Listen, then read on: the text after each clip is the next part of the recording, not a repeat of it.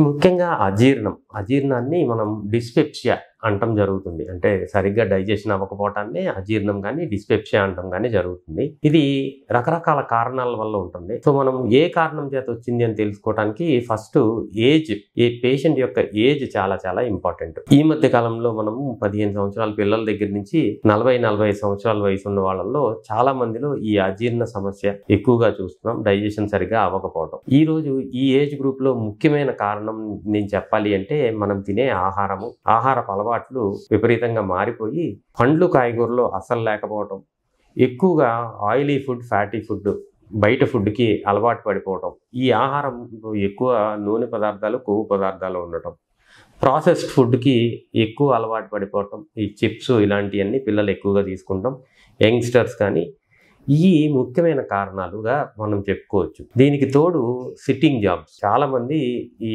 Workouts కానీ, basic exercises కానీ లేకుండా పొద్దున్న నుంచి సాయంత్రం వరకు ఓన్లీ సిట్టింగ్ జాబ్స్లో ఉండటం వల్ల పేగు యొక్క కదలిక తగ్గిపోవటం, ఈ ఆహారపు అలవాట్లు, ఈ ఎక్సర్సైజ్ లేకపోవటం, ఈ రెండు కలిపి ఈ ఏజ్ గ్రూప్లో ఉన్న వాళ్ళలో అజీర్తికి ఆర్ డిస్పెప్సియాకి ముఖ్యమైన కారణంగా చెప్పుకోవచ్చు. బయట ఆహారం ఎక్కువగా తీసుకుంటాం వల్ల హెలికోబాక్టర్ పైలోరీ అని ఒక రకమైన బ్యాక్టీరియల్ ఇన్ఫెక్షన్ రావటం వల్ల వీళ్ళకి ఇంకా ఈ ఇండైజెషన్ ప్రాబ్లం ఎక్కువ అయ్యే అవకాశం చాలా ఎక్కువ మందిలో మనం చూస్తాం జరుగుతుంది. కానీ ఇదే ప్రాబ్లం ఇలాగా అజీర్ణం అనేది 45 సంవత్సరాల పైబడిన వాళ్ళల్లో ఉంటే, ఇంతకుముందు నార్మల్గా ఉండి సడన్గా ఏదన్నా చేంజ్ అయ్యి ఆకలి లేమి, అజీర్ణం కనపడితే ఇది మనం కొంచెం రెడ్ ఫ్లాగ్ సైన్ లాగా మనం గమనించుకోవాలి. వీళ్ళకి వెంటనే ఇన్వెస్టిగేషన్స్ చేసుకోవాల్సిన అవసరం ఉంటుంది. 50 సంవత్సరాలు పైబడిన వాళ్ళలో క్యాన్సర్ రిస్క్, అన్నవాహికకు కానీ, పొట్టకు కానీ, చిన్న పేగులు ఎక్కడైనా కానీ క్యాన్సర్ వచ్చే రిస్క్ కూడా ఉంటుంది. కాబట్టి వీళ్ళని సరైన పరీక్షలు చేయించుకుని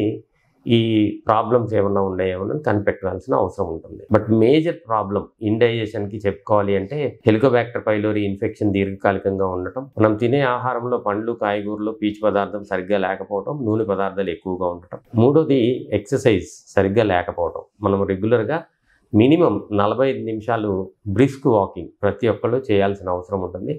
ఈ కొద్దిపాటి ఎక్సర్సైజ్ లేకపోవడం మన అజీర్ణానికి ముఖ్యమైన కారణంగా చెప్పుకోవచ్చు.